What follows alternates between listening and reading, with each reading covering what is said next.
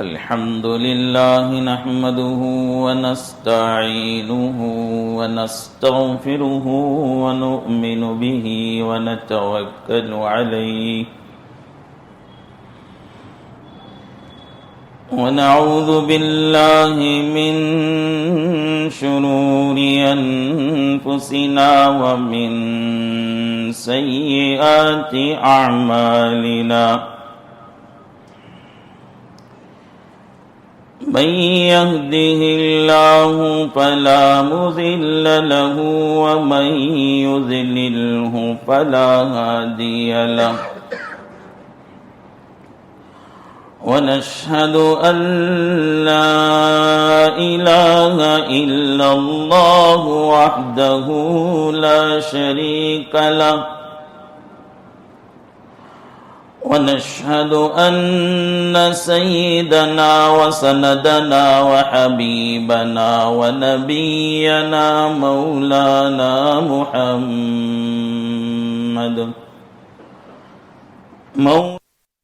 محمدا عبده ورسوله أرسله بالحق بشيرا ونذيرا وداعيا إلى الله بإذنه وسراجا منيرا وصلى الله على النبي وآله وأصحابه وبارك وسلم تسليما كثيرا كثيرا أما بعد فقد قال النبي صلى الله عليه وسلم أكثروا ذكر هادم اللذات أو كما قال عليه الصلاة والسلام آمنت بالله صدق الله مولانا العظيم وصدق رسوله النبي الكريم ونحن على ذلك من الشاهدين والشاكرين والحمد لله رب العالمين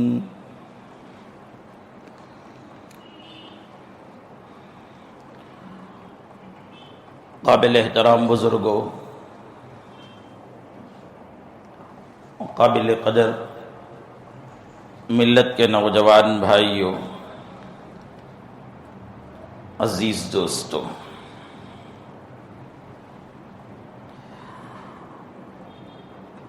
بندے کو نیک بننا فرض ہے، اس کے لیے گناہوں کو چھوڑنا ضروری ہے، اور گناہ چھوٹتے ہیں موت کو اور موت کے بعد قبر کی زندگی کو اور قبر سے اٹھنے کے بعد حشر اور آخرت کی زندگی کو کثرت سے یاد کرنے سے، اور گناہ چھوٹتے ہیں گناہ چھوڑنے کی تدبیر کرنے پر۔ جیسے ایک تاجر اپنے کاروبار کو بڑھانے کے لیے اور نقصانات سے بچنے کے لیے تدبیریں کرتا ہے، ایک ملازم ملازمت میں ترقی کے لیے تدبیریں کرتا ہے، ایک فیکٹری کا مالک، کارخانے کا مالک، دکان کا مالک جیسے ترقی کے لیے اور نقصان سے بچنے کے لیے تدبیریں کرتا ہے، اسی طرح مسلمان بندے کو نیک بننے کے لیے اور گناہ چھوڑنے کے لیے تدبیریں کرنا ہے۔ انہی تدبیروں میں سے ایک تدبیر حضرت جناب محمد الرسول اللہ صلی اللہ علیہ وسلم نے فرمایا، اکثروا ذکر حازم اللذات، لذتوں کو توڑنے والی یعنی موت کو کثرت سے یاد کرو۔ فَإِنَّهُ مَا ذَكَرَهُ أَحَدٌ فِي ضَيْقٍ مِّنَ الْعَيْشِ إِلَّا وَسَّعَهُ عَلَيْهِ، اس لیے کہ آدمی اگر تنگی کے موقع پر، پریشانی کی حالت میں، مصیبتوں کے وقت میں موت کو یاد کرتا ہے تو یہ احساس اندر سے جاگتا ہے آدمی کو، یہ تکلیف کیا ہے، یہ مصیبت کیا ہے، یہ پریشانی کیا ہے، موت کے مقابلے میں اس کی کوئی حیثیت نہیں۔ موت آتی ہے تو سارا کیا کرایا چھوڑنا پڑتا ہے، رشتہ داروں کو چھوڑنا پڑتا ہے، اس کے علاوہ روح کو اپنی جسم سے نکلتے ہوئے جو تکلیف ہوتی ہے اس کو برداشت کرنا پڑتا ہے۔ تو موت کے بنسبت یہ سب تکلیفیں موت کے مقابلے میں دنیا کی دوسری تکلیفیں آسان معلوم ہوتی ہے۔ اگر بندہ خوشحالی کے زمانے میں، عافیت کے زمانے میں، سہولت کے زمانے میں موت کو یاد کرتا ہے تو وہ موت کو یاد کرنا پیسوں کے زیادہ ہو جانے کی وجہ سے، دولت کے زیادہ ہو جانے کی وجہ سے، عہدے اور پاور کے بڑھ جانے کی وجہ سے اندر جو غرور پیدا ہوتا ہے، جو بڑائی پیدا ہوتی ہے، جو گناہوں کے مادے ابھر کر آتے ہیں سامنے، گناہوں کے جذبات جو بڑھتے ہیں دل کے اندر، موت کی یاد، موت کو کثرت سے یاد کرنے سے وہ ماند پڑ جاتے ہیں۔ اس لیے جناب محمد الرسول اللہ صلی اللہ علیہ وسلم نے فرمایا، اکثروا ذکر ہادم اللذات، کثرت سے لذتوں کو توڑنے والی یعنی موت کو یاد کرتے رہو۔ بزرگوں نے موت کو یاد کرنے کے کچھ فوائد بیان کیے ہیں۔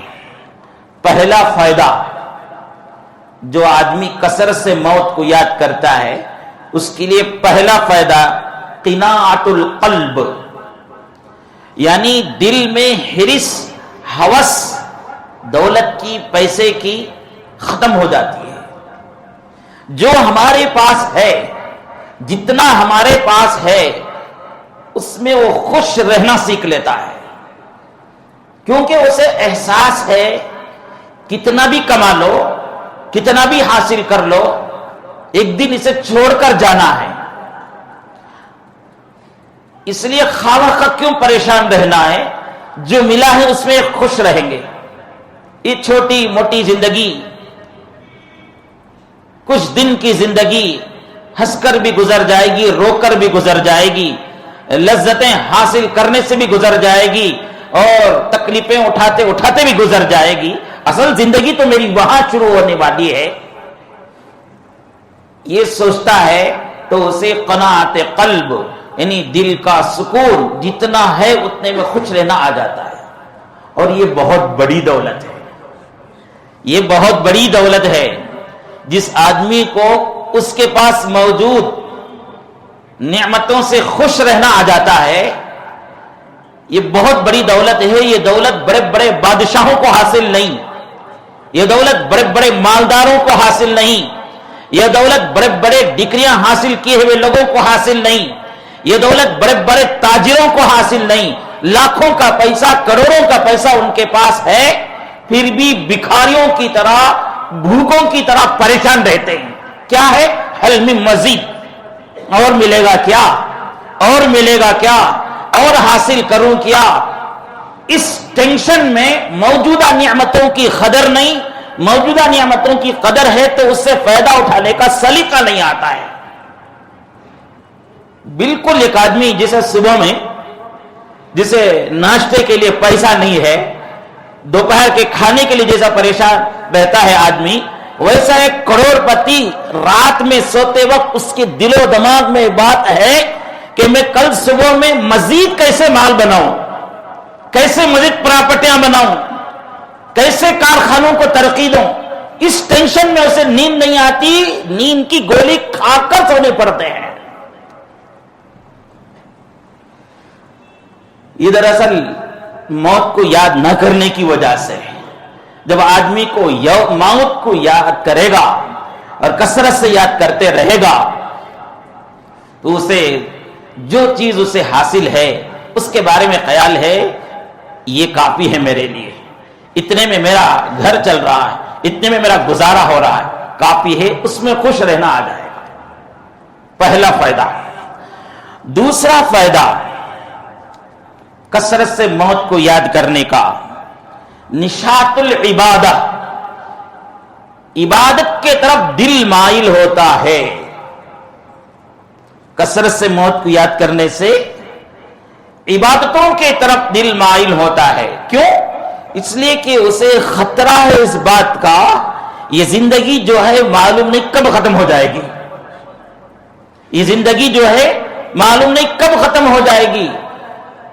اس لیے یہ جو شعبان آ رہا ہے، یہ جو رمضان آ رہا ہے، اس میں میں فائدہ اٹھا لوں. پتہ نہیں آئندہ مجھے شعبان کا مہینہ ملے گا کہ نہیں ملے گا، رمضان کا مہینہ ملے گا کہ نہیں ملے گا، پتہ نہیں مجھے موقع ملے گا کہ نہیں ملے گا. اس لیے وہ عبادتوں کی طرف جلدی جلدی مائل ہوتا ہے. حج فرض ہو گیا ہے تو خطرہ ہے کہ وہ سوچتا ہے کہ پتہ نہیں کب موت آ جائے گی، میرا حج فریضہ میرے دن میں رہ جائے گا، اس لیے میں اسے حج ادا کر لوں. کیونکہ حضرت جناب محمد رسول اللہ صلی اللہ علیہ وسلم نے فرمایا من سعاتا زادن، جس آدمی کو حج کو جانے کی وسعت حاصل ہے، فلم یحجا، اس کے باوجود وہ حج نہیں کیا ہے، فلا علیہ ان یموتا یہودیا او نصرانیا، کوئی حرج نہیں ہے وہ یہودی ہو کر مر جائے اور نصرانی ہو کر مر جائے. اس لیے خطرہ لاحق رہتا ہے کہیں میں اس وعید کا مستحق نہ ہو جاؤں، فوراً وہ حج کر لیتا ہے. زکوٰۃ واجب ہوتی ہے تو فوراً اسے زکوٰۃ ادا کر دیتا ہے. خطرہ لاحق ہے کہ آئندہ زندگی ملے گی کہ نہیں ملے گی. اور دوسرا، ایک مؤمن بندے کو یقین ہے اس بات پر، ایمان ہے اس بات پر، میں جو نیکیاں کر رہا ہوں اس کا بدلہ مجھے اللہ کے پاس ملے گا. نماز پڑھنے کا اجر مجھے ملے گا، تہجد پڑھنے کا اجر مجھے ملے گا، روزہ رکھنے کا اجر مجھے ملے گا، زکوٰۃ دینے کا اجر مجھے ملے گا، غریبوں کو کھلانے کا اجر مجھے ملے گا، مساجد بنانے کا اجر مجھے ملے گا، مدارس کے تعاون کرنے کا اجر مجھے ملے گا، بیواؤں یتیموں کو مدد کرنے کا اجر مجھے ملے گا. وہ اجر پانے کی وجہ سے جو خوشی ہوتی ہے اور اجر پانے کی جو امید کی وجہ سے جو لذت حاصل ہوتی ہے وہ زبان سے ہم بیان نہیں کر سکتے، وہ آدمی محسوس کرتا ہے. تو موت کو کثرت سے یاد کرنے کا دوسرا فائدہ نشاط العبادہ، عبادتوں کی طرف دل مائل ہوتا ہے. تیسرا فائدہ تعجیل التوبہ، تعجیل التوبہ. جو آدمی کثرت سے موت کو یاد کرتا ہے اسے توبے کی طرف مائل ہونے اور توبہ کرنے کی توبہ کی طرف جلدی کرنے کی توفیق حاصل ہوتی ہے. اسے خوف ہے کہ اگر جس طرح میں زندگی گزار رہا ہوں، اگر اس طرح زندگی گزاروں گا تو میرے نامہ اعمال میں گناہ رہ جائیں گے، میرے نامہ اعمال میں فلاں فلاں گناہ رہ جائے گا. اب پتہ نہیں زندگی کب ختم ہو جائے گی، کیونکہ موت کو یاد کر رہا ہے. موت کو یاد کرنے سے اسے خطرہ لاحق ہوتا ہے زندگی کے ختم ہونے کا اور اس کے نامہ اعمال میں گناہ رہ جانے کا. اس لیے وہ جلدی سے گناہوں سے توبہ کرنے کی طرف مائل ہوگا. تعجیل التوبہ، توبے کی توفیق ہو جانا یہ بہت بڑی نعمت اور بہت بڑی اللہ تعالیٰ کی طرف سے ہدایت ہے اس بندے کو. اللہ مجھے اور آپ کو توفیق نصیب فرمائے. موت کو بھول جانے کی بھی نقصانات. موت کو یاد نہ کرنے کے نقصانات بھی اللہ والوں نے بیان کیا ہے. جس آدمی کو موت کو یاد کرنے کا خیال پیدا نہیں ہوتا، وہ مرنے کے بارے میں سوچتا نہیں ہے، خبر کے بارے میں سوچتا نہیں ہے، مرنے کے بعد خبر سے اٹھ کر اللہ کے بارگاہ میں کھڑے ہونے کے بارے میں سوچتا نہیں ہے، تو اس کے اندر سب سے پہلی بات، سب سے بڑا نقصان یہ ہوتا ہے التکاسل فی العبادہ. التکاسل فی العبادہ، عبادت میں کاہلی، عبادت میں سستی، عبادت میں غفلت. کل سے نمازاں پڑھیں گے، پرسوں سے نمازاں پڑھیں گے، ابھی کیا جلدی ہے؟ حج فرض ہو گیا ہے، آئندہ سال دیکھیں گے. ابھی ذرا کاماں ہیں، ابھی ضرور مصروفیت ہے، ابھی ضرورتیں ہیں، پورا کر لیں گے، بعد میں دیکھیں گے.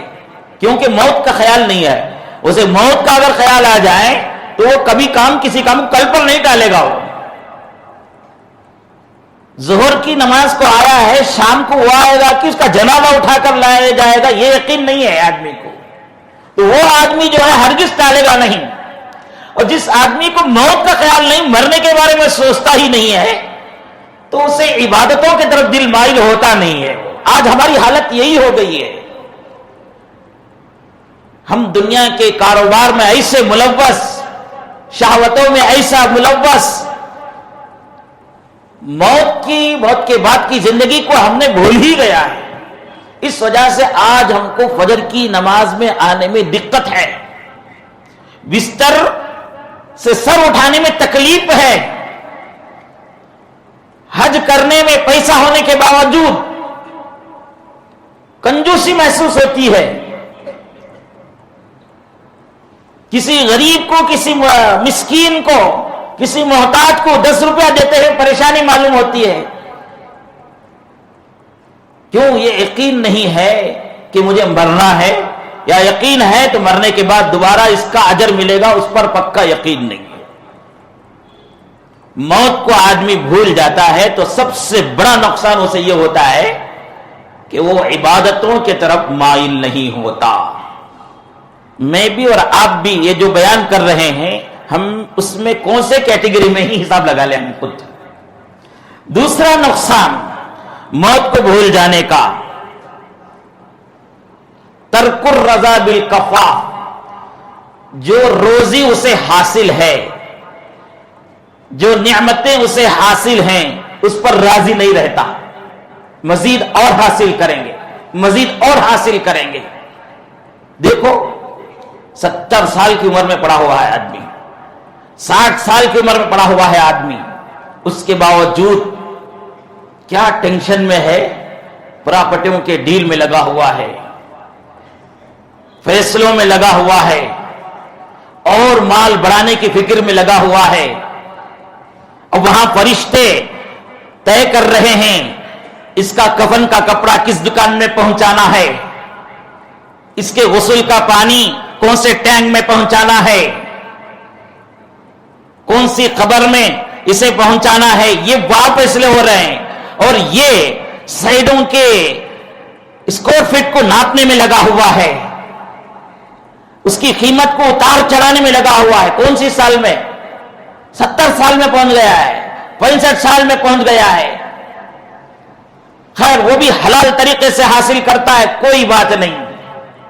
صحیح طریقے سے حاصل کرتا ہے تو کوئی بات نہیں. قابل رشک ہے وہ تاجر جو حلال طریقے سے کماتا ہے، حلال طریقے سے اپنے بیوی بچوں کا پیٹ بھرتا ہے، اور حلال طریقے سے کما کر اپنی اولاد کے لیے چھوڑ کر جاتا ہے، کوئی بات نہیں. قابل رشک ہے ویسا تاجر. لیکن کتنے لوگ ایسے ہیں، کتنے تاجر ایسے ہیں، پراپرٹیوں کو بیچنے والے، سائڈوں کو بیچنے والے، اپنی جائیداد کو بیچنے والے، 65 سال کی عمر میں ہے، 70 سال کی عمر میں ہے، 60 سال کی عمر میں ہے، اس کے باوجود ایک ایک پراپرٹی 2 آدمیوں کو بیچتے ہیں، 3 آدمیوں کو بیچتے ہیں، دھوکہ دیتے ہیں.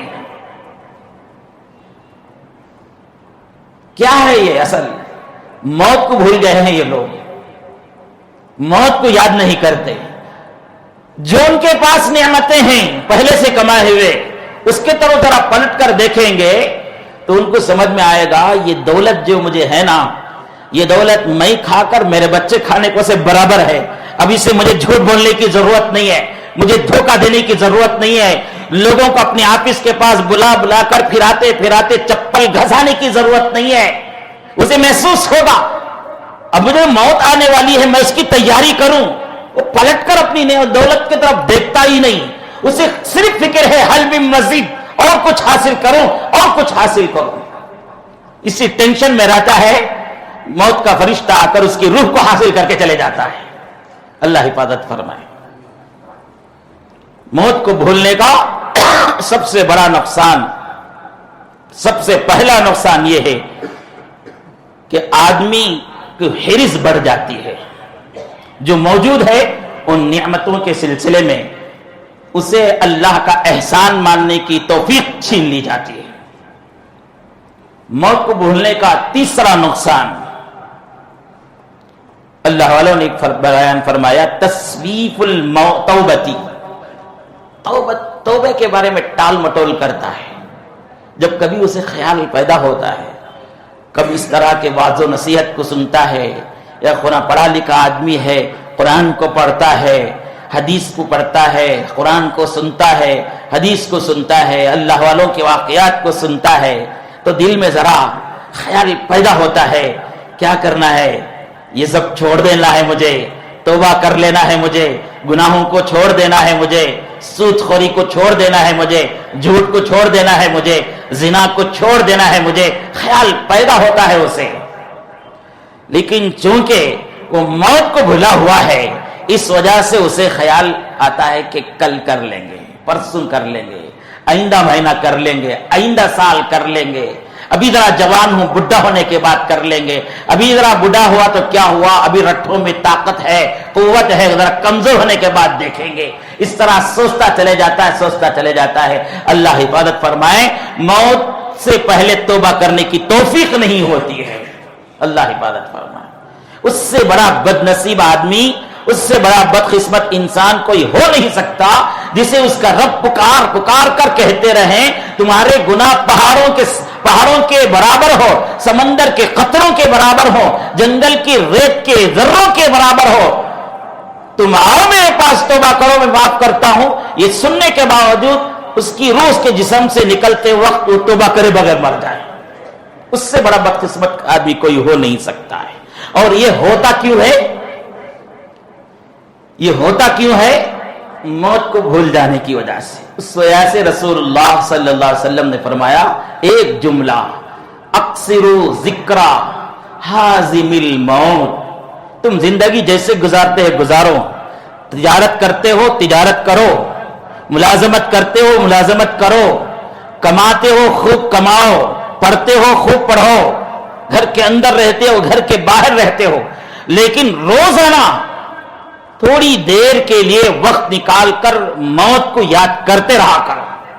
یہ دماغ میں بات رہے کہ یہ مرنے والے جیسے مر رہے ہیں مجھے مرنا پڑے گا. یہ مرنے والے کو جیسے نہلایا جا رہا ہے مجھے بھی نہلایا جائے گا. یہ مرنے والے کو جیسے غسل دیا جا رہا ہے مجھے بھی غسل دیا جائے گا. یہ مرنے والے کو جنازے کی نماز پڑھی جا رہی ہے میری بھی جنازے کی نماز پڑھی جائے گی. یہ مرنے والے کو جیسے قبر میں رکھا جا رہا ہے اس طرح مجھے بھی قبر میں رکھا جائے گا. یہ یاد کرتے رہو. بعض بزرگوں نے یہاں تک کہا ہے، بلکہ نبی صلی اللہ علیہ وسلم نے فرمایا نہیتکم عن زیارت القبور فزوروها. شروع زمانے میں جب اسلام نیا تھا، لوگ بت پرستی سے قریب تھے، قبر پرستی سے قریب تھے، تو رسول اللہ صلی اللہ علیہ وسلم نے قبرستان کو جانے سے روک دیا تھا.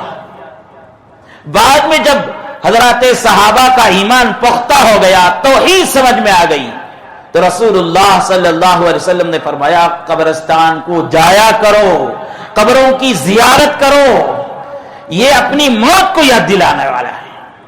رسول اللہ صلی اللہ بعض اولیاء اللہ بزرگوں نے کہا ہے کہ چاہیے کہ کبھی کبھی بعض آدمیوں کو اپنے رشتہ داروں کی خبر کے پاس جا کر کھڑے ہو جائیں. या अपने मोहल्ले के किसी मालदार के खबर के पास जाकर खड़े हो जाएं, या हमारे मोहल्ले के कोई ताकतवर पहलवान आदमी जिसका बहुत चलता था उसकी खबर के पास जाकर खड़े हो जाएं,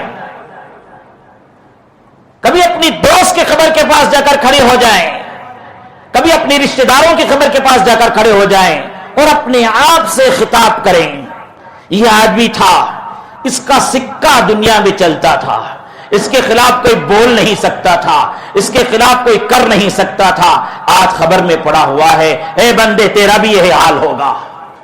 अपने आप से खिताब करें, मालदार की खबर के पास जाकर खड़े हो जाएं और अपने आप से खिताब करें, इतना बड़ा मालदार था, इतना बड़ा दौलतमंद था, इतना बड़ा पैसे वाला था, आज बेसहारा खबर के नीचे पड़ा हुआ है, तो भी इस तरह आकर खबर में पड़ेगा। इस तरह खबरों के पास जाने का मामूल बनाएं। क्यों जाने के लिए?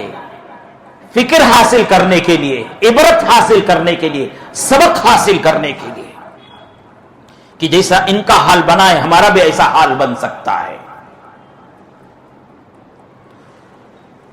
तो शुरू बयान में मैंने कहा था, आदमी को नेक बनना फर्ज है, उसके लिए गुनाहों को छोड़ना जरूरी है, और गुनाह छूटते हैं मौत को और मौत की बाद की जिंदगी को कसरत से याद करने से, और गुनाहों को छोड़ने की तदबीर करने से। जैसे एक आदमी ताजिर है, तिजारत को तरक्की देने के लिए जैसे तदबीरें करता है, मुलाजिम है, मुलाजमत को तरक्की देने के लिए जैसे तरक्की देने के लिए तदबीरें करता है, कारखानों को, दुकानों को, फैक्ट्रियों को तरक्की देने के लिए जैसे तदबीरें करते हैं, बुजुर्गों ने कहा अपने गुनाहों को छोड़ने के लिए तदबीरें करें।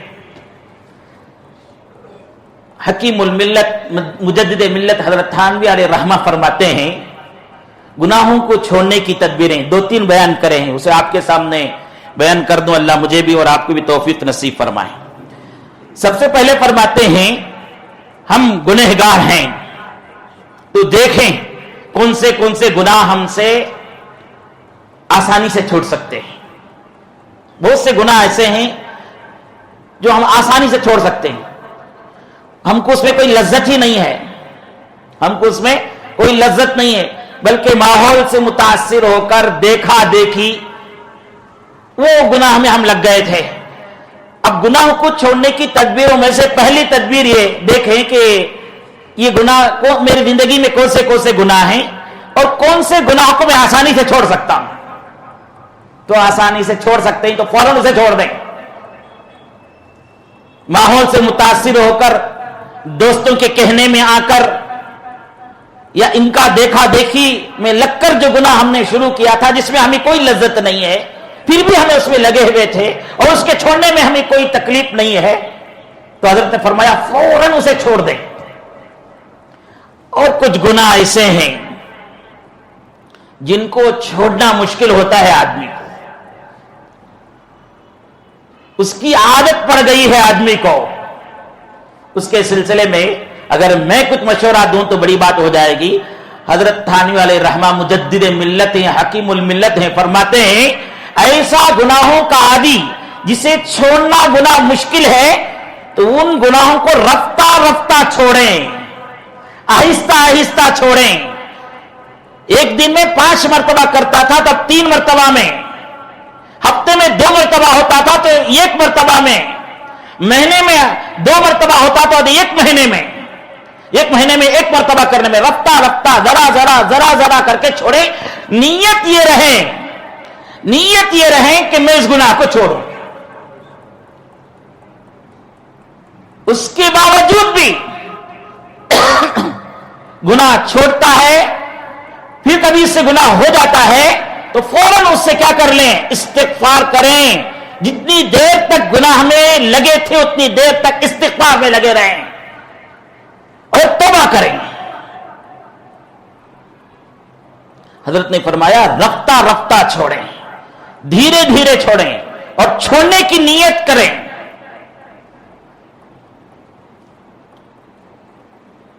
اور اس کے بعد ایک مشورہ دیتے ہیں حضرت، جو گناہ ہم سے نہیں چھوٹ رہے ہیں چھوڑنے کی پوری کوشش کے باوجود،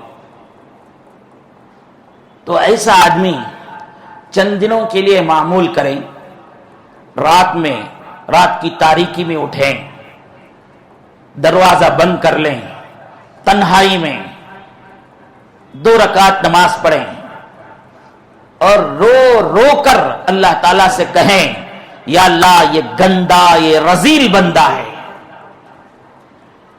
میں گناہ چھوڑنے کے لیے میری ہمت مجھے کافی نہیں ہے، گناہ چھوڑنے کے لیے میری ہمت مجھے کافی نہیں ہے، یا اللہ آپ اس گناہ کو چھوڑنے کی توفیق دے دیجئے، اس گناہ کو چھوڑنے کی ہدایت آپ دے دیجئے۔ چند دنوں تک مسلسل حضرت تھانوی علیہ رحمہ فرماتے ہیں چند دنوں تک کمرہ بند کر کے تنہائی میں پکار کر اللہ تعالیٰ سے یہ کہتے رہیں یا اللہ یہ گناہ میں چھوڑنا چاہتا ہوں، یہ گناہ چھوڑنے کی ہمت مجھے کافی نہیں ہے، میرے گناہ چھوڑنے کے لیے میری ہمت مجھے کافی نہیں ہے، یا اللہ آپ توفیق دے دیجئے، آپ ہدایت دے دیجئے۔ اللہ تعالیٰ سے مانگتے رہیں، انشاءاللہ ایک دن اللہ تعالیٰ اسے مہلت دے دیں گے، توفیق دے دیں گے۔ کیوں؟ اللہ تعالیٰ قرآن میں فرماتے ہیں وَالَّذِينَ جَاهَدُوا فِينَا لَنَهْدِيَنَّهُمْ سُبُلَنَا، جو آدمی ہمارے راستے میں یعنی نیک کام کرنے میں، گناہ کو چھوڑنے میں، اللہ کے راستے میں چلنے میں کوشش کرتا ہے، تو یہ کوشش کرتا ہے تو ہم اس کے لیے کئی راستے کھول دیں گے، سبولنا۔ لیکن یہ اس دور میں کس دور میں؟ یہ گناہ کو چھوڑنے کی تدبیر کرنے کے دور میں یہ ایک بات خاص طور سے خیال رکھنا کہ ہمارا آج کل سے بہتر ہو۔ کیا ہے؟ گناہ چھوڑنے کی تدبیریں جب جس دور میں کرتا ہے آدمی، اس دور میں خاص طور سے ایک بات کی رعایت کریں کہ ہمارا آج کل سے بہتر ہو۔ کل 5 گناہ ہوتے تھے تو آج 3 گناہ ہو رہے ہوں، اور آنے والا کل آج سے بہتر ہو، آج 3 ہوئے تو کل 2 اور 1 ہو، اور اس کے بعد آنے والے دن اس سے بھی بہتر ہو۔ یہ رعایت رکھیں، ہمارا کل آج سے بہتر تھا، کل ہم گنہگار نہیں تھے، کل کم گناہ کرتے تھے، آج زیادہ گناہ کر رہے ہیں، تو یہ اس کی تدبیر بیکار کی تدبیر ہے۔ اس لیے خاص خیال رکھیں کہ ہمارا آج کل سے بہتر ہو تدبیر میں، گناہ کے چھوڑنے میں۔ بزرگوں عزیزوں، میں ہو یا آپ گناہ کرنے کے لیے بعد دفعہ تدبیریں کیے ہیں، کوششیں کیے ہیں، کبھی گناہ چھوڑنے کی تدبیر کر کے دیکھو، اللہ رب العالمین کتنا خوش ہوتے ہیں، آخرت میں تو بدلہ دیں گے ہی، دنیا میں بھی ویسے بندے کو اللہ تعالیٰ ولایت کا مقام عطا کر کے بہت بڑی نعمتوں سے نوازتے ہیں۔ ایک واقعہ گناہ چھوڑنے کی تدبیر پر سنا کر اپنی بات کو ختم کر دوں۔ ایک نوجوان تھا، اس کی بدن سے، اس کے کپڑوں سے خوشبو مہکتی تھی۔ کسی پوچھنے والے نے پوچھا بھائی تم یہ کون سی خوشبو لگاتے ہو، اتنا پیسہ خوشبو لگانے میں استعمال کرتے ہو، کون سی خوشبو تمہاری استعمال ہوتی ہے؟ تو اس بندے نے بات کو ٹالا، لیکن ساتھ رہنے والے بعض دفعہ بہت اصرار کرتے ہیں، تو وہ اصرار کرنے لگا تو کہا کہ دیکھو اللہ کے بندے، یہ راز تھا میرے اور میرے خدا کے درمیان، آج تم بہت اصرار کرتے ہو تو میں کہتا ہوں، میں نوجوان تھا، ایک دکان میں ملازم تھا، میرے باپ کی سودے کی دکان تھی، والد صاحب نے مجھے کہا کہ یہ بوڑھی عورت ہے، یہ سامان لے جا کر گھر میں پہنچا کر آؤ، ہوم ڈیلیوری کر کے آؤ، گھر تک پہنچا کر آؤ۔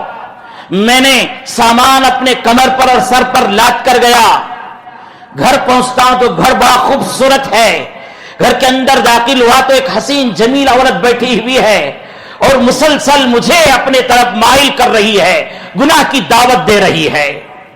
ایسا موقع بہت نوجوانوں کو بہت دفعہ پیش آتا ہے۔ اللہ اس نوجوان کے بھی ہم کو بھی بچنے کی توفیق نصیب فرمائے۔ دیکھو کیسا اس کو تدبیر کرتا ہے، بارہا جب وہ دعوت دیتی ہے تو بارہا انکار کرتا ہے، بارہا انکار کرتا ہے، اور اس کے بعد اسے ڈرانے لگی، دھمکانے لگی اگر ہمارے مطلب کو پورا نہیں کیا تو ہم چیخ پکار کر تمہیں بدنام کریں گے, تمہیں سزا دلائیں گے. او نوجوان دیکھو کیسی تدبیر کرتا ہے اللہ, اس تدبیر کو ویسی تدبیر کرنے کی ہم سب کو توفیق نصیب فرمائیں. کہا کہ مجھے بیت الخلا آ رہا ہے, اس کی اجازت دیں. تو خادموں سے کہا گیا ایسے لے جاؤ بیت الخلا.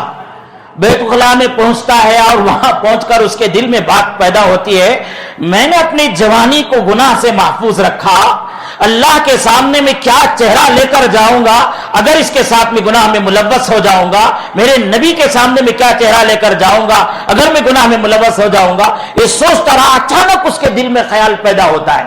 دیکھو دوستو, ہم اگر تدبیر کرتے ہیں, اگر ہم کوشش کرتے ہیں تو اللہ رب العالمین راستے نکالتے ہیں. سیدنا حضرت یوسف علیہ السلام کے واقعے کو سنیے, یوسف علیہ السلام کے واقعے کو پڑھیے. بہت سے لوگ سورہ یوسف کو پڑھتے ہیں اور یہ سمجھتے ہیں کہ یہ ایک محبت کی کہانی کا قصہ ہے. آئیے ابو بکر مسجد میں سورہ یوسف کی تفسیر چل رہی ہے اتوار اتوار, کیسے کیسے حکمت کی باتیں وہاں آپ کے سامنے آئیں گے. جو آدمی پڑھا نہیں ہے وہ سمجھتا ہے سورہ یوسف میں جو ہے عشقیہ کہانی بیان کی گئی ہے یوسف اور زلیخا کے, نعوذ باللہ, بس اتنا ہی سمجھتا ہے. نہیں, حضرت یوسف علیہ السلام کے واقعے میں سینکڑوں عبرت کی باتیں ایسے ہیں. ان میں سے ایک عبرت کی بات کو اگر لے لے گا آدمی, اس کی زندگی سنور جائے گی, دنیا بھی سنور جائے گی, آخرت بھی سنور جائے گی. حضرت یوسف علیہ السلام کے واقعے کو یاد کر لیجئے. بہت سے لوگ کیا کرتے ہیں, بچنے نہیں ہوتا ہے, ہمیں بہت مشکل ہوتا ہے. یقیناً آج کا دور جو ہے, گھر کے اندر گناہ کی دعوت, گھر کے باہر گناہ کی دعوت, سڑکوں میں گناہ کی دعوت, پارکوں میں, بسٹانوں میں, اسٹیشنوں اور فلیٹ میں, کہاں جاتے وہاں گناہ کی دعوت ہے. لیکن آدمی بچنا چاہتا ہے تو اللہ اسے توفیق دیتے ہیں. حضرت یوسف علیہ السلام کے واقعے کو یاد کیجئے. حضرت یوسف علیہ السلام کو گناہ کی دعوت کہاں دی گئی تھی؟ 7 کمروں کے اندر, ہر کمرہ قفل لگا ہوا, ہر کمرے میں تالا لگا ہوا, کوئی چانس نہیں تھا گناہ سے بچنے کا.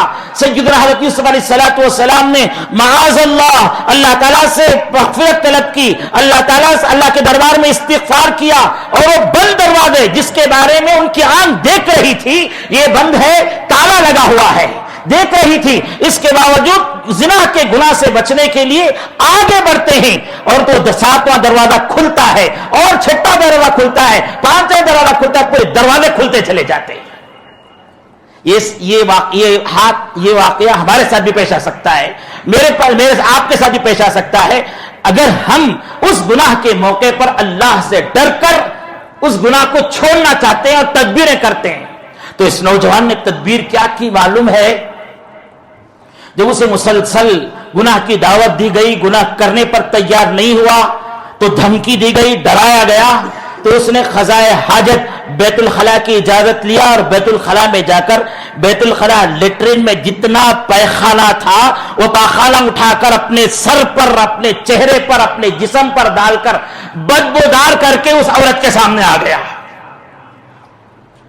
وہ عورت اسے دیکھتی ہے تو یہ پاگل ہے, دیوانہ, اسے لے جا کر باہر پٹکو.